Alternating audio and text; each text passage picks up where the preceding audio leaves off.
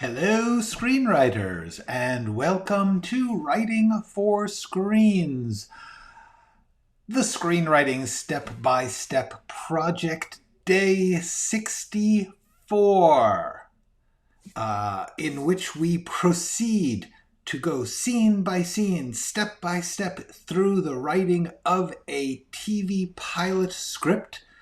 You can look over my shoulder as I'm doing it. I will talk about what I'm doing in order to demystify the mysterious process of writing a script, because script writing is weird. It's not a normal thing to do. It's not even normal writing. So I just want to show you how I do it, because I've been doing it professionally for 25 years, and I'm just used to it. And I thought it would be helpful for you to see how somebody does it. It's not the only way to do it. It's not the right way to do it. It's not the best way to do it. It is surely not the way to get successful doing it. It's just a way to do it that will get you done with it. You'll get a script out of this process. It's the one thing I can say. I am here every Monday through Friday, if I can make it, at 3 p.m. Pacific Standard Time. That's the Pacific coast of the United States of America, Los Angeles in particular. And while I am here, you can ask me anything. You can be like Ellen here, or This is Kitschy, or 99 Precinct, to say hi and ask me questions or make comments or suggestions. And then if you are not watching this live, if you are saying, oh, I have a question, but this is a recording, what do I do? Here's what you do. You ask the question on writingforscreens.com. That is a place where I have a website, and that website has a contact me button on just about every damn page, so you could just contact me. It will open up an email. You send me the email. I answer by email. If you don't want to do that, you can ask me questions in the comments section of this very video or any video on my channel. And I will get it, and I will try to answer you as best I can, assuming this is not 10 years from now, in which case I may not be doing this anymore. You may just be watching an old video, in which case, thank you. It's cool. Hey, let's move on. I have partly I just do this intro because somebody may be clicking on this and they're watching episode 64, but they've never watched any of them and they don't know what's going on. What's going on? This is what's going on. I am going to spend some time writing a new scene, but before I do that, I wanted to talk about this thing. I'm reading this book. Hello, Mally MFC. I just started this book. I'm just a little ways into it. It could be that the rest of the book is no good, although it seems pretty good. The title of this book is A Swim in a Pond in the Rain, in which 4 Russians give a master class on writing, reading, and life, by George Saunders. This is what the cover looks like if you want to see it. He's a great famous fiction writer, and he wrote this book, which is essentially a book version of a writing class that he gives at some snazzy school. I can't remember which one.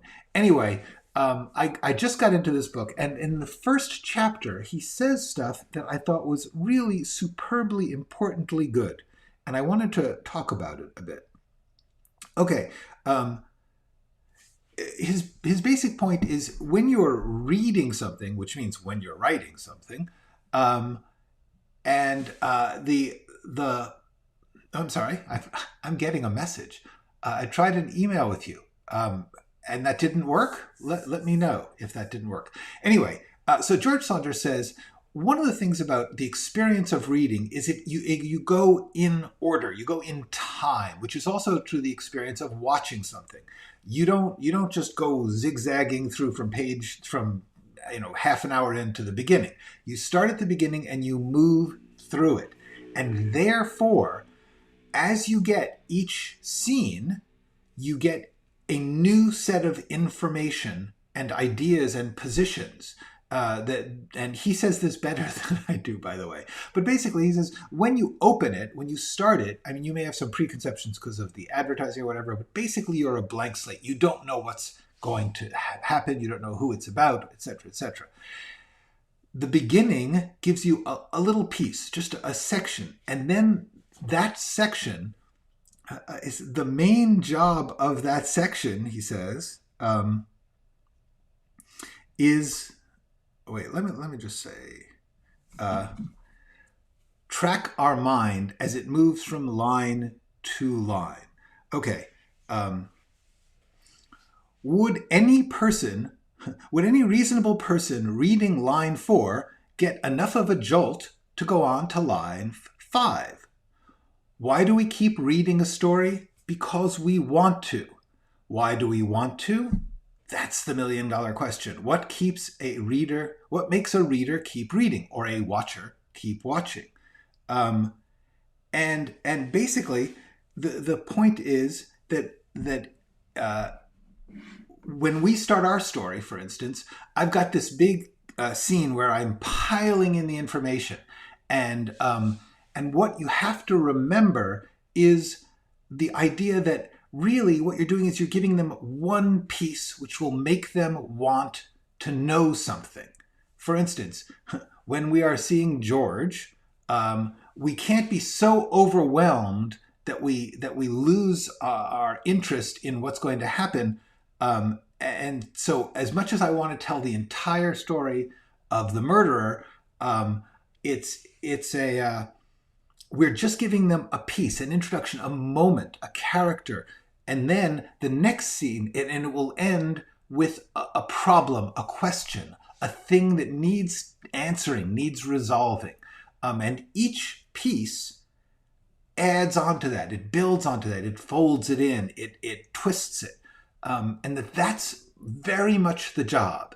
The job is not, we often stop and think back at this, all this other information or all these ideas or all these rules. But the most important thing is we have nothing and then we give them something. And that little something has to lead to the next something that leads to the next something. And that's how a story rolls. That's how it works.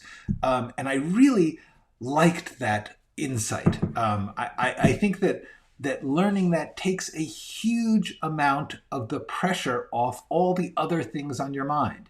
Because if you don't do that thing, that keeping them going from page to page, nothing else matters. Okay. I have 10th of December. Cool. I was a lit manager. Yes. Like I said, I'm only into the first chapter. It could turn out that the rest of the book is a disaster. Unlikely, but I do want to be like transparent here. I was just saying that the first chapter really hooked me in because it was like, oh, what an interesting idea. What he's doing is he's taking these Russian short stories, and he, in this case, for his first lesson, he's just saying, let's just read page 1 and then stop and look at what we've got. And I thought, that's cool. That's a good thought. And as I go into what I'm about to go into, which is our story, it's a very valuable way to look at things. Because let's look at this outline that we are in.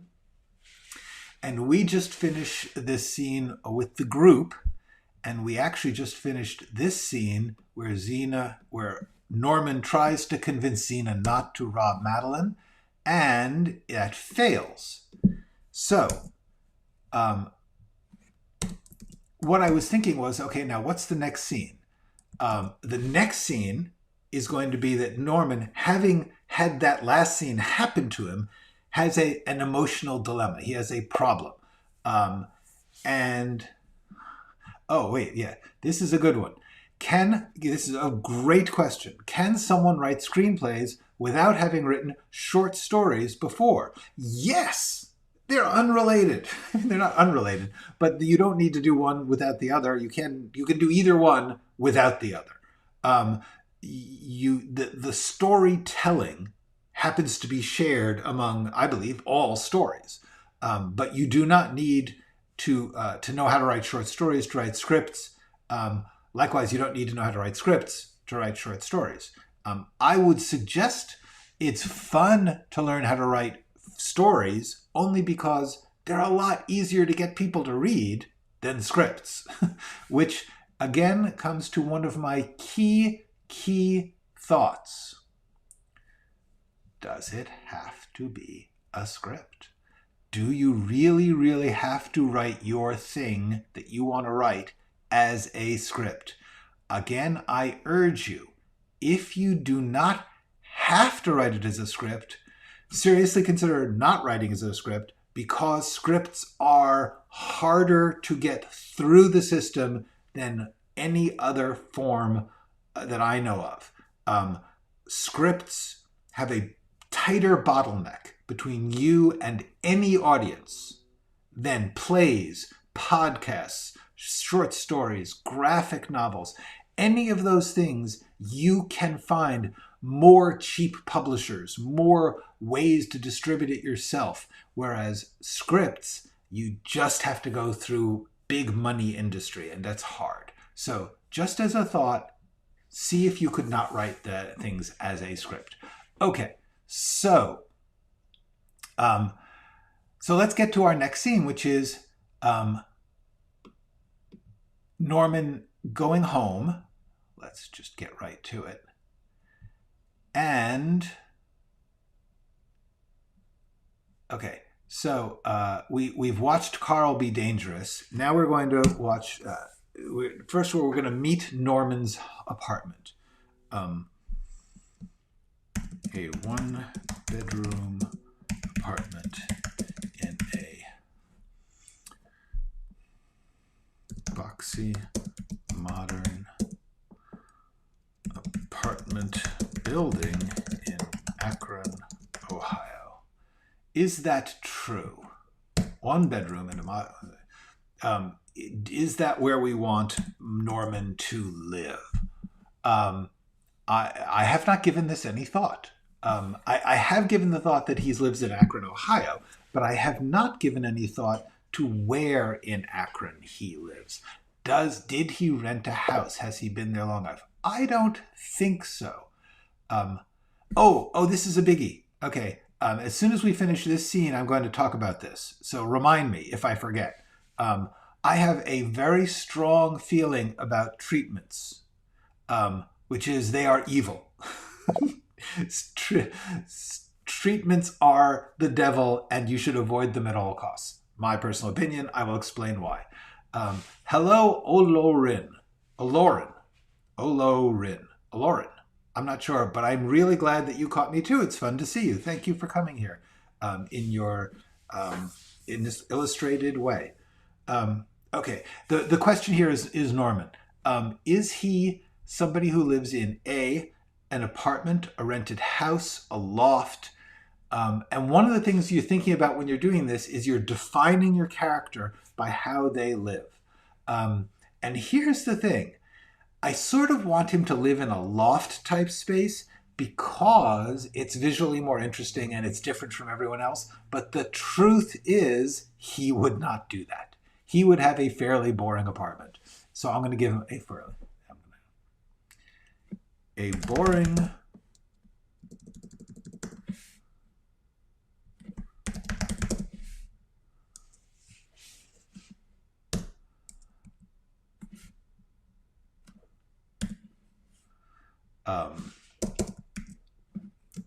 cluttered with books, file boxes, and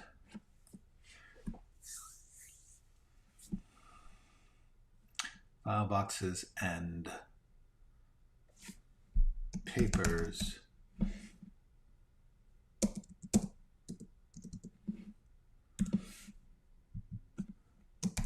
Dense with well-organized books, file boxes, and papers.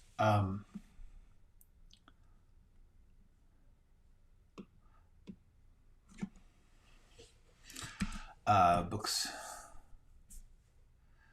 Does he have file? No.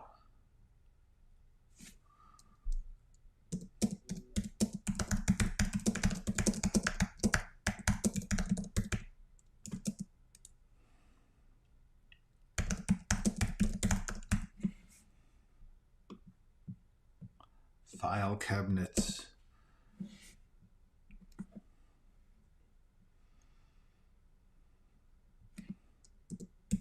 Several file cabinets.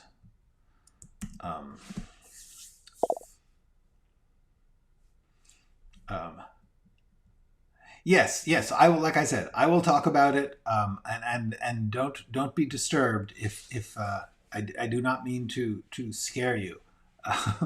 I just feel strongly about treatments in one sense. Okay, so well, look at this. More people are speaking. I finally caught you live as well. Thank you. You are entirely welcome. I am so glad to hear that. That is good for me to know, because honestly, a lot of times I'm doing this and I'm thinking, what the hell are you doing?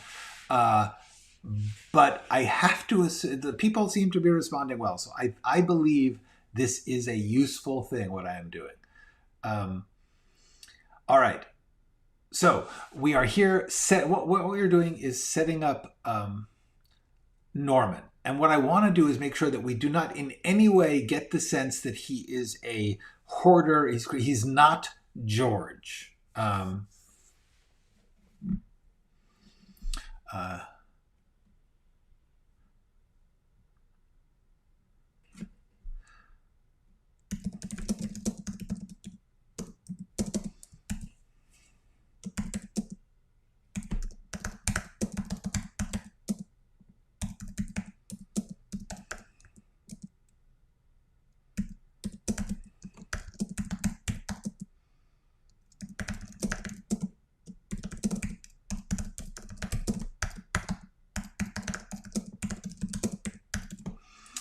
Okay. All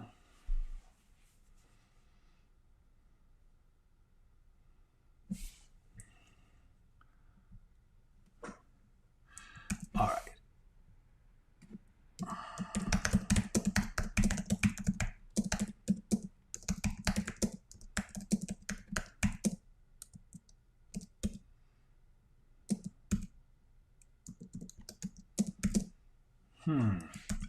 What I want to do is give a what I'm trying to do here is give a sense of order and purpose.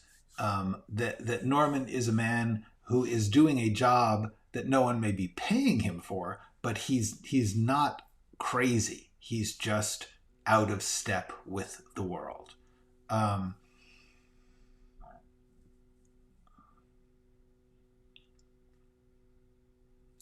And it can be really fun to describe things, but at the moment I'm just don't want to waste too much time on that.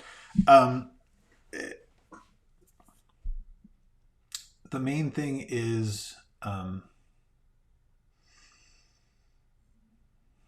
into a dish on the little table in his kitchen alcove.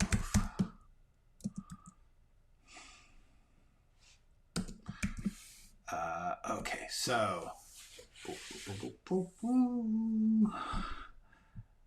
yes, in general, I agree. Screenwriters should unite, and we should all feel some solidarity in our shared mission, our shared journey. Okay, so well, let's stop and think, Glenn. Don't just type. Although sometimes, just type. But right now, what I'm thinking is, what is the purpose of this scene? What do I have to accomplish in this scene? And that is really a question we always want to ask. What do I have to accomplish in this scene? This is by far one of the most, important questions you can ask. What do I have to accomplish in this scene? Every scene has one thing above the others that you've got to get done. One thing. In this case, what we have to get done is I need to get Norman out of this house and on the road to Madeline. So that is what I have to accomplish. All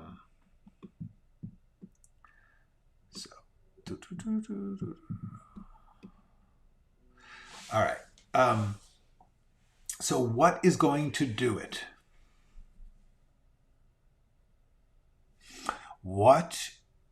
Because the problem is, this is an internal action. He's got to make a decision.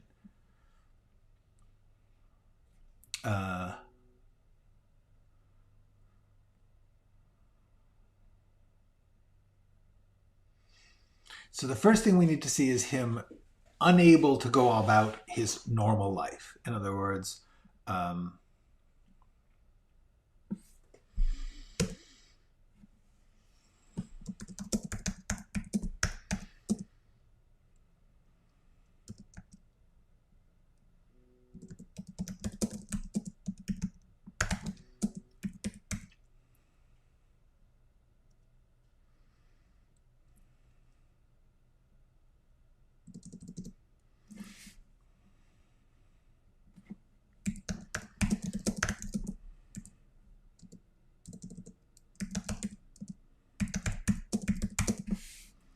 he sits on the worn sofa and opens his laptop on the coffee table. Ah.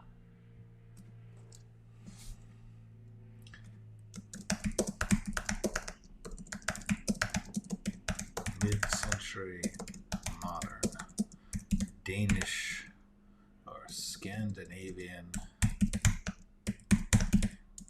wood furniture, clean, modern,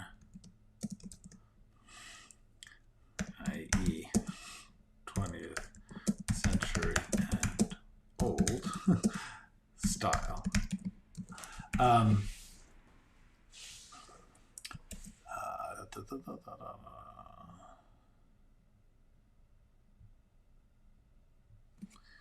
Okay, so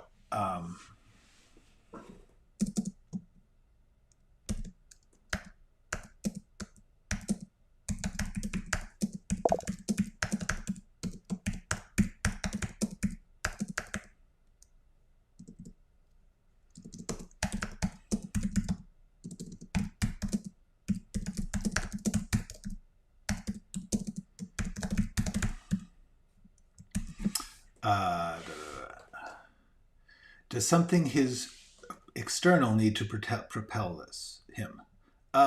No, I don't believe so. I mean, the last thing, here's the thing. And this is actually a really good example of that thing I was just talking about how you're following a story moment by moment. And therefore, you have to remember that the last thing we saw Norman doing was getting intensely frustrated because he was trying to stop Xena from letting Dundosky go attack or confront Madeline. So that was the last thing we saw. And so therefore, Norman has been cooking about this. The only thing that's happened since then is made it worse, which is we have seen that Dundosky is nuts. He has shot holes in the wall over a parking space. So now we come to Norman, and he, in theory, is still on the same line that we left him on. This is a biggie. This is important. And I've discussed this in a video, which I don't know if I have the thumbnail for here. No, I don't. I think it's called 3 Tips on Story. That's my guess. 3 tips on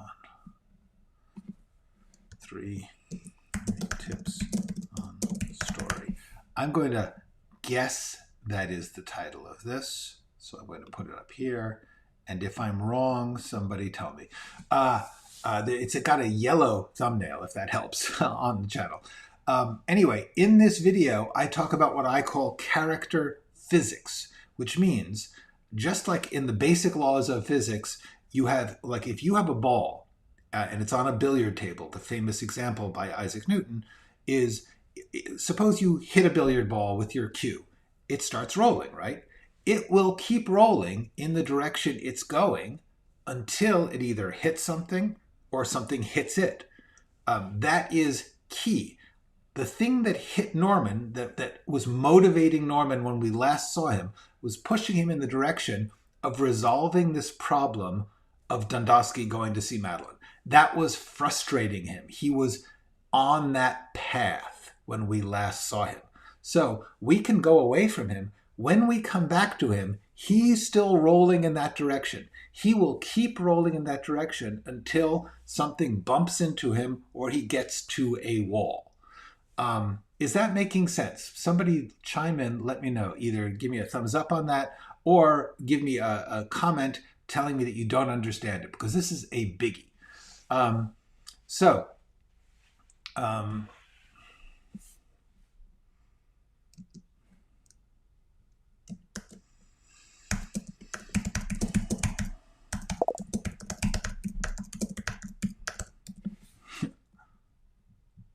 Yes, good.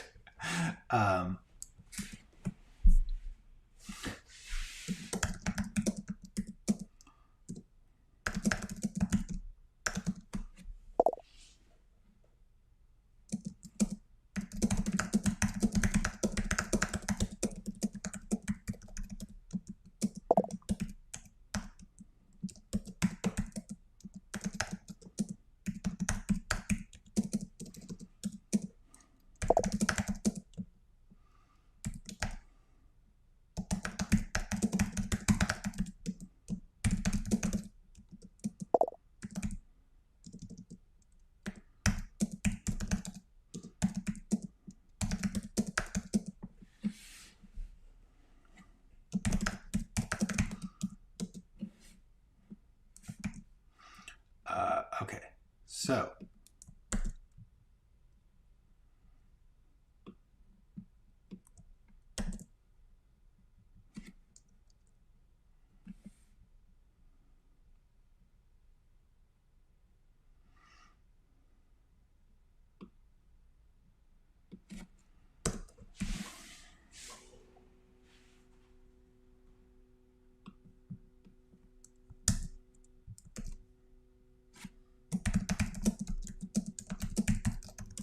okay, I know. I often say, don't say close up or whatever.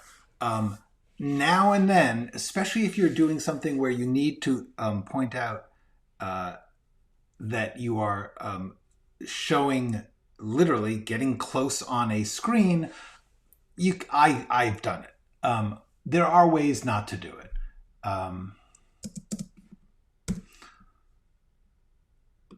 Actually, let's do this. Let's keep to our own.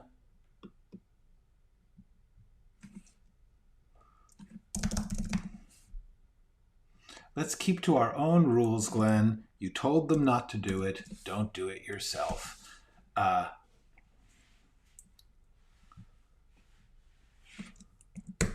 Okay, so the point is, what I want to do here is make clear that he is trying to contact Madeline.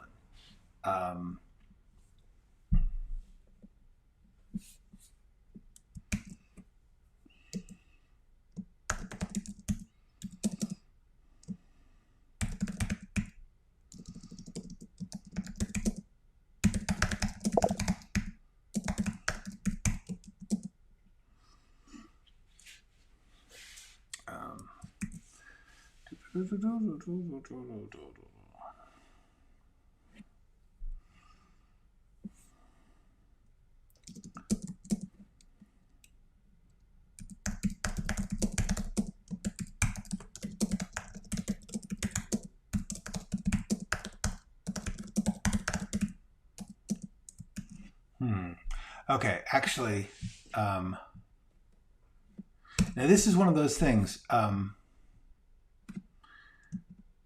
A database. Here's the thing. There are, I know, hello, Zax. There are background search databases. There are basic information databases. A reporter would have those, but I don't know what it's called. So I am going to put in research this.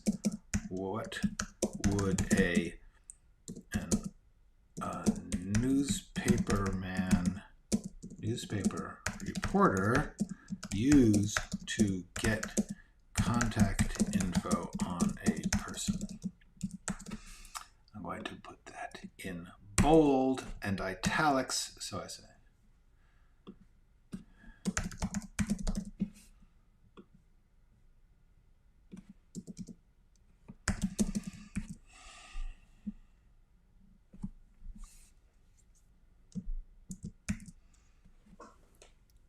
now here's the thing. I'm not sure how much of this I'm going to use. There's only so many steps we want to watch someone go through.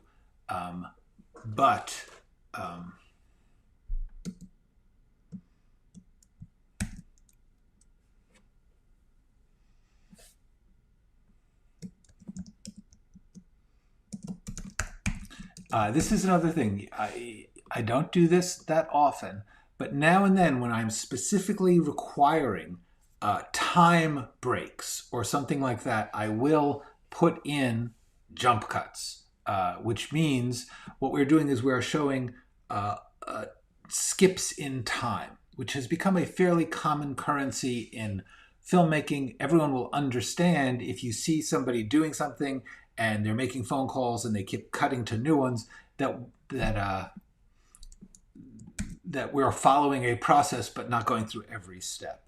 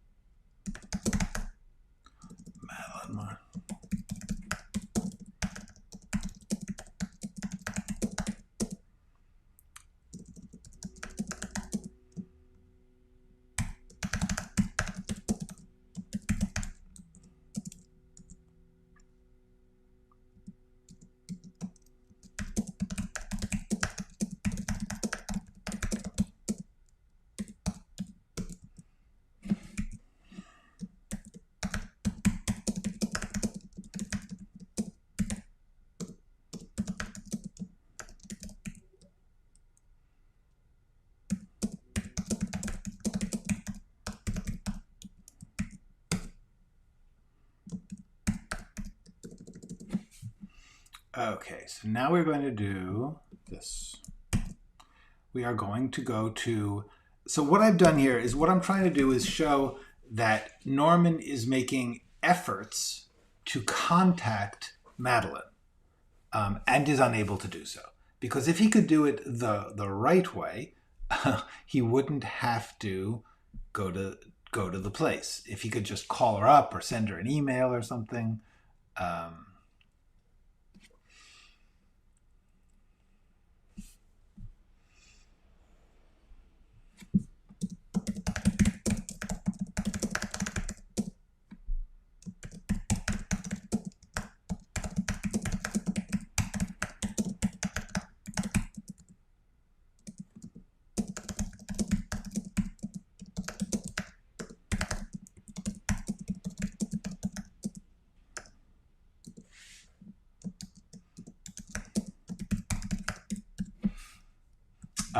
Okay, so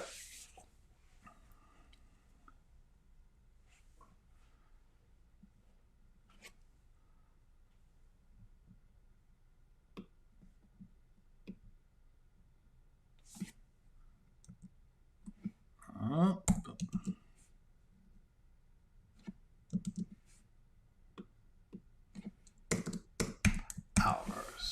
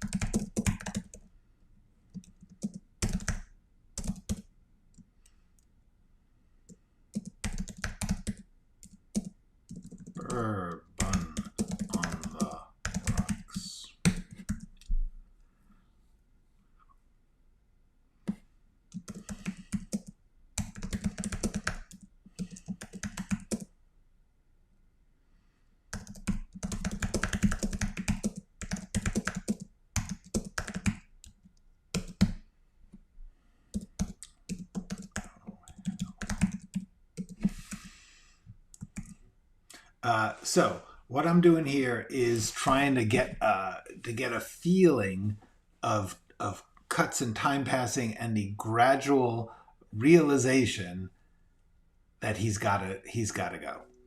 He's got to start driving.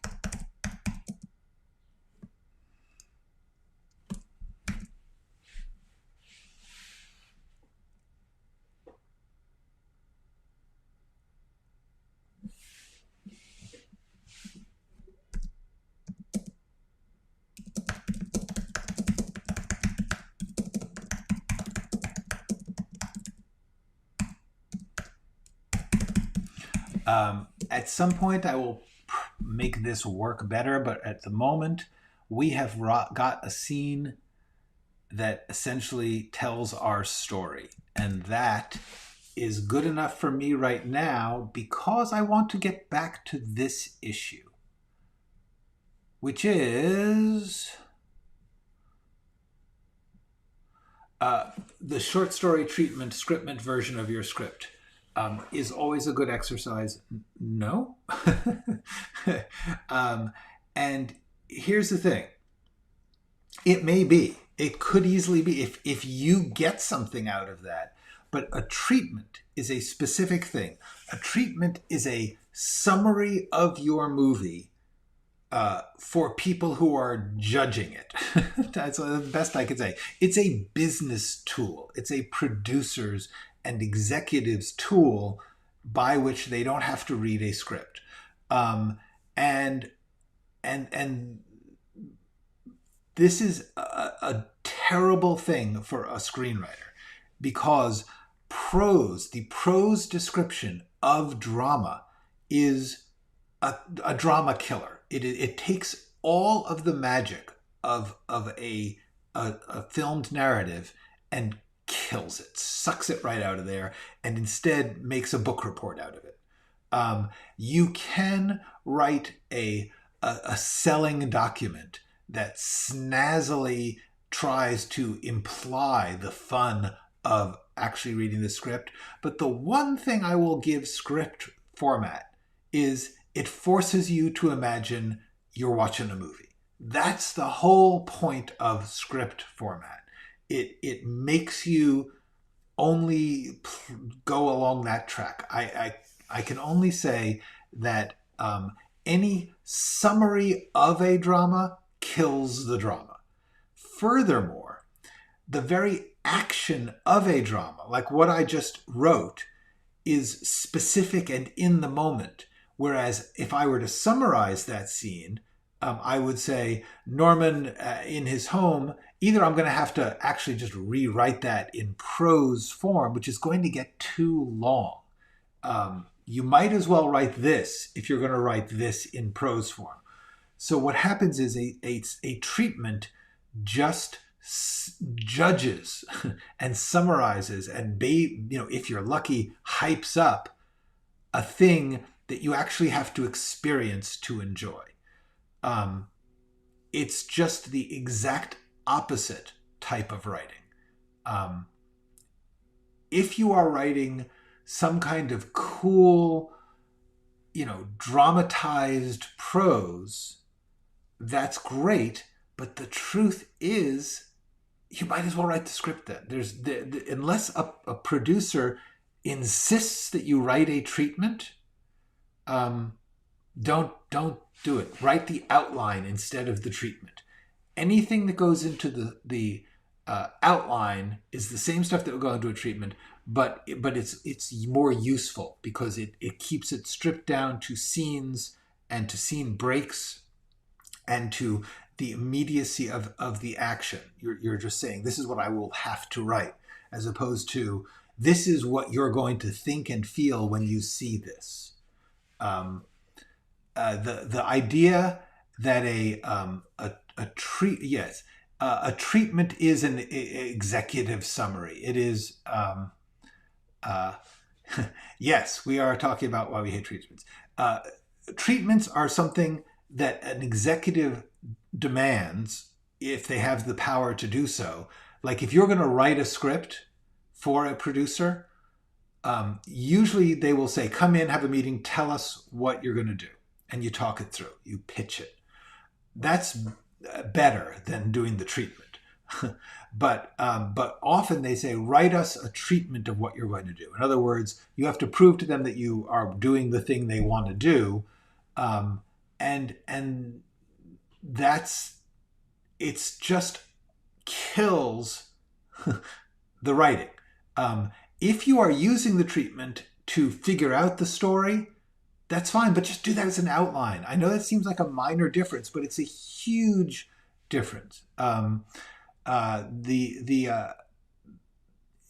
television, they call it an outline, and it's still in prose form, and it's still terrible. Describing a scene as a finished thing when the scene doesn't exist yet, or even if you were to take a finished movie and write a treatment of it, you just kill the one thing that a screenwriter has going for them, which is the making of dramatic moments and scenes into a thing that you don't know what's going to happen next. It is possible to write a good treatment, but it's a waste of your time because you are promising something. You are not doing the thing. And I don't know anyone who writes good outlines who likes treatments. If you are not writing if you're not writing an outline, then you want a treatment because you're basically outlining in the treatment. But what you are almost always find is when you try to translate a treatment into a script, it's weirdly harder than any other form of script writing. You would be better writing a script with no outline than to try and translate a treatment into a script. This is true. Most people I know will say this. The treatment is an extra step you do for business people. And if you can, unless they are paying you for it, which if you're a Writers Guild union member, they have to pay you to do a treatment. If you are not, say, can I write an outline in outline form? You'll get what you need, but just don't ask if you can not do a treatment. It's a lazy producer's bullshit thing because then they argue over the phrasing in the treatment. You get caught in these long debates about whether or not the way that you phrased something in prose, summarizing a thing you haven't written yet, is working. It's just bad. Don't do treatments if you can help them. This is kitschy. If you find there's something you do, like you're talking about a scriptment is a cool thing to do. A scriptment is when somebody writes sort of half a treatment, half, like it's sort of a prose outline with bits of dialogue or whatever you want. It's sort of, and what I would say is that's an outline. That's what I would call an outline, because in my outlines, you can put anything you want in them. So, whose name? I would be happy to say, what's his name? You mean my name? Anyway, what's his name? Tell me who you mean, Gem Muffin. So that's my short answer is treatments suck. Do not do a treatment if you can help them. Not because I believe they are destructive to the writing process. Outlines, you can put all that treatmenty thinking into an outline, but when you do an outline, when you break it into scenes and not try and write prose, when you talk about it in terms of this is what's going to happen, not I am describing a finished thing. I know it seems like a minor difference, but it's huge. My name is Glenn Gers. I should have that typed out somewhere. Glenn Gers. There we go. Okay. Glenn Gers, that's me. Getting a phone call, which I'm going to not take. That's me. Okay.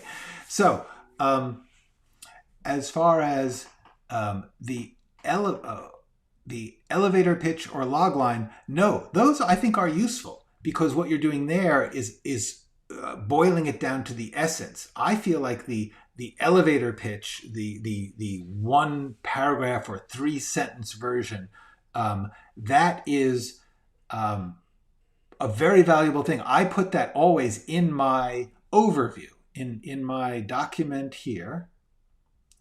If you look at my overview for this, here at the beginning, I essentially have an elevator pitch. I have a log line. I mean, it's not written as one, but that's the essence of it. And so that's, I believe it's always good to have that.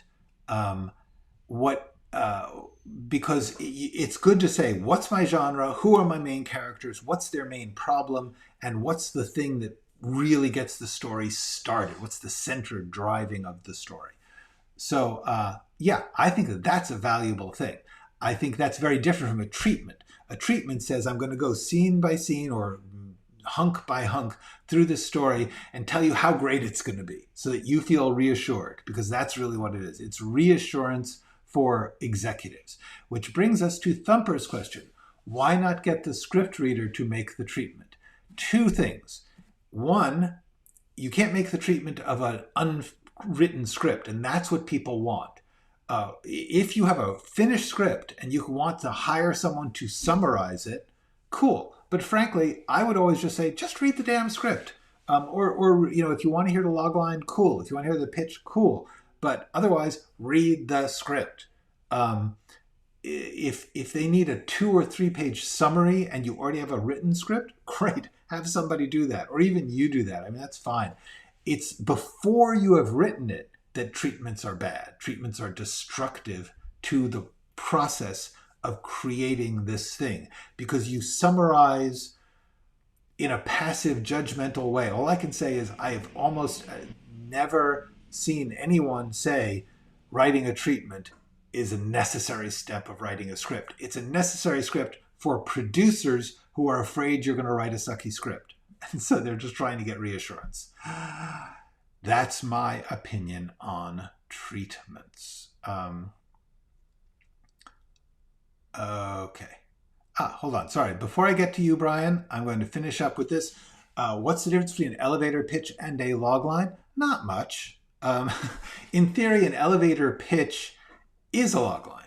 I mean, really, it's just basically a logline is a ideally 1 or 2 sentence or 3 sentence, you know, just very, very short summary of the genre, the main characters, the main situation, and the main hooky thing that makes that situation into a story, not a situation. That's it. That's what a logline does. That's also what an elevator pitch does. You're going to say, hey, I got this sci-fi movie about a man who is trapped inside a block of ice and his girlfriend is trying to take him to another planet. I don't know, whatever it is. You got the genre, the main characters, Iceman and girlfriend. You've got the situation, and then you've got the mission, the thing that they're trying to do, the problem they face. You know, there's a heat wave coming, whatever it is. Okay, let's go back to Brian's question, and then I will be wrapping up soon. On my short film, I have the beginning and end, but I'm struggling with the middle. So many things need to happen, but I feel a bit overwhelmed, unsure of it. Tips. Yes, I do have tips. A, be thoughtful about whether or not you have too many things in your story, because it sounds like if you've got too many things to have happen, that could be a problem. It could be that you just don't have a short. You have a longer thing than a short. My other thing would be, if you're, you know, are you writing the script or are you outlining it? Either way, what I would say is the best thing I can think of to do is write the complete version where you have all the things happen. Get them all down into an outline, and then make sure they're in the right order. And then you can look at them and say, how long is this going to be? And can I compress any of these? Can I skip any of these? Is there a way to do anything to make it not too long, if that's your problem that it's too long? The main thing I would say is make an outline. If you don't have an outline, you want to watch my... do I have this here? No, I don't. I have a video on how to outline, why outline, and how to outline. 2 videos on this channel. Go to the channel, look under, I think it's screenwriting tools. But whatever it is, it says how to outline and why outline. Watch those, because even a short, you need an outline. Yes, log lines are really cool. I gotta say, I think it's hard to write if you don't have your log line. Log line is basically what am I doing? What the heck am I doing? So therefore, like I said, when in doubt, I can look back and say, okay, I'm doing a romantic comedy thriller series. It's about a couple who fall in love. It's about Madeline and Norman. Oh, right. That's who it's about. And they get involved with this community whose hunt for and this is where we get into the key, they're hunting for a serial killer, which provokes the killer to come after them. That's the core of my story. And that is why you want a logline, because that's what a logline does. It says, if you have to explain to somebody, what's this about? That's what a logline is. So I like loglines. I feel if I don't have one, I'm not ready to write. And with that, I am going to conclude today's broadcast and say, have a great weekend. I believe, let me just check my calendar. I believe I am back on Monday. Yes, I do not see any reason why I will not be back on Monday. So therefore, see you Monday. Have a great weekend. Be safe.